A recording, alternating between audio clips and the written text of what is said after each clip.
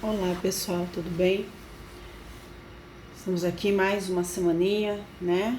Para nós falarmos um pouquinho sobre seguro, darmos continuidade na nossa matéria, que nós finalizamos, né? A parte geral, finalizamos a aula passada falando da parte geral do seguro. E hoje nós vamos falar sobre as espécies de seguro. Nós temos o seguro de dano e o seguro de pessoas. Mas antes de nós falarmos um pouquinho da matéria, eu quero solicitar para vocês, pedir para vocês que, se vocês tiverem qualquer dúvida a respeito de todo o material do segundo bimestre que vocês estão estudando e que já foram postadas, que vocês possam estar me fazendo perguntas no grupo, né? Eu vou pedir para vocês realizarem essas perguntas no grupo, até porque eu não consigo atender vocês individualmente. Então, eu vou pedir para vocês individualmente, eu digo assim, por perguntas no WhatsApp, né, no privado. Como são várias situações e tenho questões até da prefeitura e do escritório, acabam as mensagens se perdendo, né, por serem vários questionamentos e de situações diferenciadas. Então eu vou pedir para vocês que, enquanto vocês estiverem estudando aí nesse período, se surgir alguma dúvida, vocês se sintam sim na liberdade de me fazer os questionamentos lá no grupo, que até acaba ajudando, né, os colegas que muitas vezes a dúvida pode ser, muitas vezes não é de um só, né? A dúvida pode ser de muitos colegas aí, nós resolvemos com uma resposta, né? Então eu vou pedir para vocês que coloquem as dúvidas lá no grupo, que eu vou respondendo para vocês e que vocês consigam entender realmente essa matéria que nós estamos tratando nesse segundo bimestre. Então, hoje especificamente, nós vamos trabalhar sobre seguro de dano. O período da manhã, nós vimos a parte geral na aula passada. O período da noite, né, o pessoal da turma da noite vai verificar essa matéria nessa aula agora, desde a parte geral e as espécies de seguro. Até porque nós ficamos com a turma da noite sem uma aula, tendo em vista o feriado que teve numa sexta-feira, né? Então, mas a sequência é a mesma, os slides estão todos lá no Classroom e vocês vão poder acompanhar com os vídeos que tem a sequência da matéria. Esse vídeo eu vou tentar fazer a questão do seguro de dano e vou dividi-lo para não ficar tão longo e vocês poderem acompanhar, porque eu sei que tem alunos que acompanham o slide e fazem as anotações, né? E acompanham com o Código Civil. Então, vou tentar fazer, dividir esses vídeos para vocês poderem ter um melhor entendimento. Então, vamos iniciar a aula falando sobre seguro de dano. O contrato de seguro de dano, ele está previsto no artigo 778 até o artigo 788 do Código Civil. Nós precisamos entender que, quando nós falamos de contrato, nós temos que analisar todos os requisitos de validade, né? Nós temos que nos reportar novamente a toda aquela situação, a todos aqueles requisitos do artigo 104 do Código Civil, porque nós estamos ainda, né, tratando sobre contratos, e contrato como um negócio jurídico. Significa que eu tenho que ter todas aquelas capacidades que nós já conversamos, eu tenho que verificar o objeto, né? Só que o contrato de seguro, ele tem algumas particularidades, principalmente no que se diz no seguro do dano. Porque quando nós tratamos ou falamos em realizar um contrato de dano, seguro de dano, nós temos como uma finalidade a cobertura de eventuais prejuízos, né? Eventual prejuízo em determinado objeto ou coisa. Então, nós realizamos esse contrato de seguro, contratamos uma seguradora, um segurador, para que, se eventualmente ocorrer o sinistro ou ocorrer um prejuízo que esteja previsto, né, nessa apólice, esteja previsto no contrato de seguro, a seguradora ela tem a obrigação do quê? Ela vai ter a obrigação de cobrir, né, essa questão do sinistro. Ela tem a obrigação de cumprir com a parte contratada. Porque, como nós já falamos, o contrato de seguro é um contrato aleatório. Significa o quê? A seguradora ela não tem certeza se ela vai precisar ou não arcar com o prêmio, né? Pagar o valor pactuado. Então, no seguro de dano, nós contratamos o seguro, exemplo, seguro do veículo. Nós fazemos o contrato, contratamos o seguro do veículo e pagamos um prêmio, um valor, né? Muitas vezes ou por uma parcela única ou de forma parcelada para a seguradora. E no período, geralmente é uma vigência de 1 ano, nosso veículo fica segurado. Temos aquela questão do seguro do veículo, em que vai ter o seguro em relação a terceiro também. Aí vai depender qual é a forma, qual é o seguro que nos foi apresentado e o valor que nós estamos pagando por esse seguro. Nós fazemos a escolha, né? Esse seguro, o valor da cobertura é tanto, tendo em vista que ele vai segurar o veículo, vai ter seguro contra terceiro, a questão da franquia.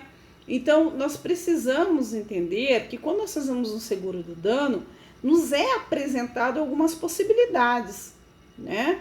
Se vai abranger terceiro, se não vai abranger terceiro, mas aquilo que nós contratamos será a obrigação do segurador se ocorrer o sinistro.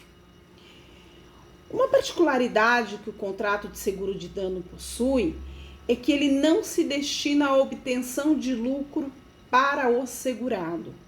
Significa o quê? Que no momento em que o segurado realizar esse contrato de seguro, ele tem a obrigação, como todo tipo de contrato, de agir com boa fé. Ele tem que prestar todas as informações necessárias para a seguradora no momento da formação do contrato, agindo de boa fé, tendo boa fé objetiva, lealdade, para que lá futuramente ele não tenha problema na execução do contrato.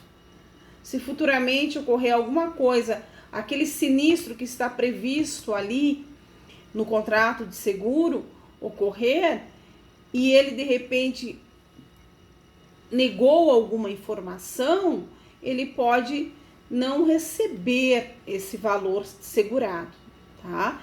Outra situação do seguro de dano que nós temos que observar, que é um seguro, como eu já falei, que ele não se destina à obtenção de lucro.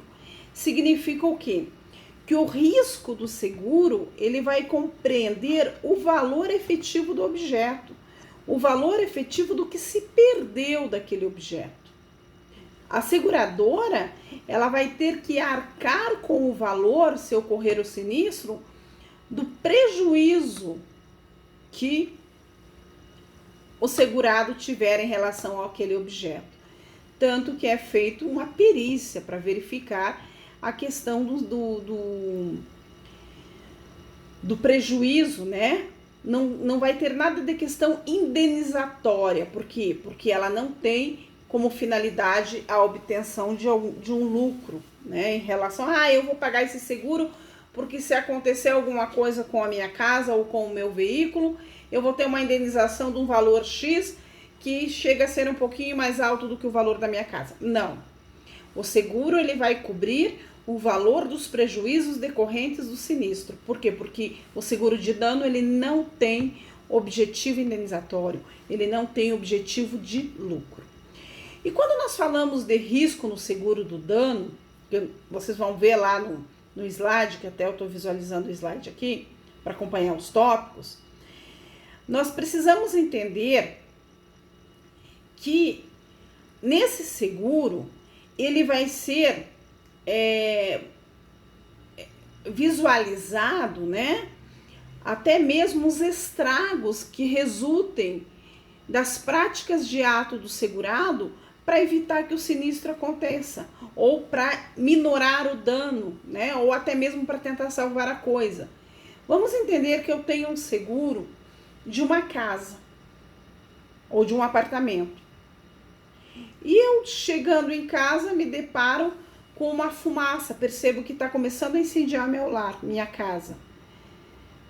No desespero, eu não encontro a chave, né, e quero entrar, eu vou lá e arrombo a porta, acabo estragando a porta de entrada, acabo causando algum prejuízo. Aquele prejuízo da porta não foi pelo fogo que está acontecendo, mas sim foi um ato que eu pratiquei para tentar diminuir, para tentar apagar o fogo, para minorar o dano, até mesmo para tentar salvar a minha casa. O que acontece? O seguro de dano, ele vai cobrir também esses prejuízos. Esses prejuízos, esses estragos que foram ocasionados pelo ato do segurado ou de um terceiro, para tentar salvar, para tentar evitar as consequências desse sinistro, até mesmo a perda do objeto, ok? Mas ela nunca vai ser por questão de lucro indenizatório. Outra situação que nós precisamos analisar quando nós falamos do seguro de dano é sobre a vigência da garantia. Eu efetivei um contrato de seguro de dano. Qual é o prazo, né, de vigência que nós temos em relação a esse seguro? Quanto tempo a seguradora ou o segurador ele é obrigado a cobrir os riscos, né? Ele é obrigado a me pagar o valor do prejuízo que eu tiver se ocorrer o sinistro que ali está pactuado. O que acontece? Todo contrato vai ter uma vigência. Então, a garantia, o período que a seguradora vai estar vinculado a esse contrato, o sinistro ele tem que ocorrer dentro desse período de vigência do contrato. Por 1 ano, por 2 anos. Tanto que quando o segurado efetiva o pagamento dos valores referentes a esse contrato de seguro, esse valor da parcela, ele é auferido pelo tempo da vigência do contrato, até mesmo pelo valor daquele bem que vai ser segurado. Eu compro um notebook novo, eu quero segurar o notebook, né? Eles vão apresentar lá uma parcela e eu vou pagar e vou ter a vigência desse contrato. Então, a seguradora, ela passa a ser obrigada a cobrir, né, os riscos durante o prazo da vigência. Vamos entender que no prazo dessa vigência do contrato ocorre um sinistro. E esse sinistro comprova-se ser por culpa de uma terceira pessoa e não do segurado. Há possibilidade de um direito de regresso da seguradora. A seguradora ela tem que cobrir, né, o valor do prejuízo em decorrência de um sinistro e posteriormente ela pode propor uma ação de regresso. Ela pode buscar junto a terceira pessoa que ocasionou, né, esse sinistro para buscar o valor pelo qual ela teve que arcar em relação ao dano ocasionado. Eu faço o seguro do meu veículo, estou, né, transitando para dar aula na faculdade, aqui no centro universitário, pela BR-277 e fatalmente, ou não vamos pôr fatalmente, mas por alguma situação, vem um carro e ocasiona um acidente, né? E fica demonstrado lá na perícia, antes da seguradora, eu aciono o seguro, acionamos o seguro, e a seguradora verifica que realmente, né, ou está no prazo de vigência do contrato e eles têm que arcar com o prêmio, com o valor pactuado no contrato de seguro. Só que, quando eles vão observar e fazer a perícia, eles percebem que o acidente ocorreu por culpa de um terceiro. Eles têm a possibilidade de propor uma ação regressiva contra esse terceiro para buscar esse valor que a seguradora teve que arcar em decorrência de um acidente, ok? Então, existe sim a possibilidade da seguradora propor uma ação de regresso contra o terceiro que der causa ao sinistro. Isso ele propõe uma ação judicial, vai ter toda uma tramitação processual normal, em que eles vão discutir a respeito de culpabilidade ou não, ato ilícito, para verificar se a seguradora vai ou não receber esse valor que ela já pagou para mim como segurada de um sinistro ocasionado por uma terceira pessoa, ok? Então, nós temos que observar sempre que a seguradora ela é obrigada, no prazo de vigência, bem como o segurado não pode estar em mora com o contrato. Porque se o segurado estiver em mora com o contrato, a seguradora não tem mais essa obrigação de arcar com o prêmio pactuado, né? Até porque se o segurado não arcar, não ter pago, né, estiver em mora com o valor pactuado do contrato de seguro, ele dá uma causa ao quê? A extinção contratual, pela resolução, né? Inexecução por culpa, inexecução voluntária. Por quê? Porque o segurado deixou de cumprir com sua obrigação. Automaticamente ele não tem a obrigação, ele não tem a possibilidade de exigir que a seguradora arque com a parte dela, né? Até porque eu deixei de cumprir com a minha obrigação, não teria como eu cumprir com a obrigação, exigir a obrigação da seguradora, até porque o contrato ele não vai ter como ter vigência, né?